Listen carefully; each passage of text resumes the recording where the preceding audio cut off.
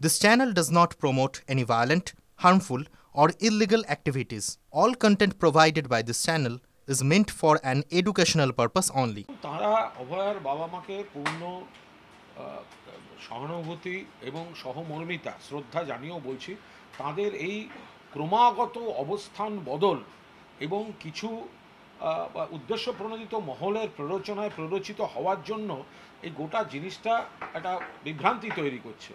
Kolkata police ধরেছে, সঙ্গে সঙ্গে ধরেছে সঞ্জয় রায়কে। আপনারা তখন বললেন সিবিআই চাই, এবার সিবিআই পেয়েছেন, এবার আপনারা বলছেন কলকাতা পুলিশ তবু একদিন জানিয়েছে, সিবিআই এতদিন জানায়নি। এখন আপনাদের সিবিআই পছন্দ হচ্ছে না, কাদের কথা এইভাবে বিভ্রান্ত হচ্ছেন? আর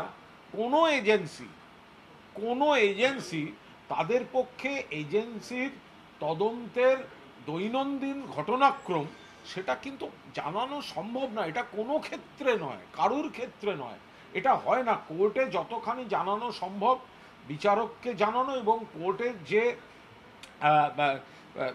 প্রসিডিংস আছে তার মধ্যে থেকে যতটা জানা যায়, কোর্টের যে রেকর্ডস আছে তার মধ্যে থেকে সার্টিফাইড কপি তুলে যা যা জানা যায়, এর বাইরে সৌজন্যের খাতিরে দেখা হলে যতটা সম্ভব হয়, তার বাইরে কবে কাকে ডাকা হচ্ছে, কি তদন্ত হচ্ছে, কি পাওয়া গেল, কে 161 বা 164-এ কি বয়ান দিলেন, এগুলো কোনো এজেন্সির পক্ষে এটা বলা সম্ভব নয়। আপনারা প্রথম থেকে যদি রাজ্য সরকার, মুখ্যমন্ত্রী কলকাতা পুলিশের উপর ভরসা রাখতেন, তাহলে এতদিন অন্য সবকটি জায়গার মতো, অর্থাৎ ফরাক্কা থেকে আরম্ভ করে, গুড়াপ থেকে আরম্ভ করে, জয়নগর থেকে আরম্ভ করে অন্য জায়গাগুলির মতো আপনাদের কন্যার এই ধর্ষক এবং খুনির ফাঁসির সাজাও কিন্তু কোর্টে এর মধ্যে ফাঁসির সাজা ঘোষণা হয়ে যেত, অনেক আগে ঘোষণা হয়ে যেত। আপনারা বারবার কিছু উদ্দেশ্য প্রণোদিত রাজনৈতিক মহলের প্ররোচনায় বিভ্রান্ত হয়ে আপনাদের পদক্ষেপের জন্য মাঝে মধ্যেই জটিলতা তৈরি হয়েছে।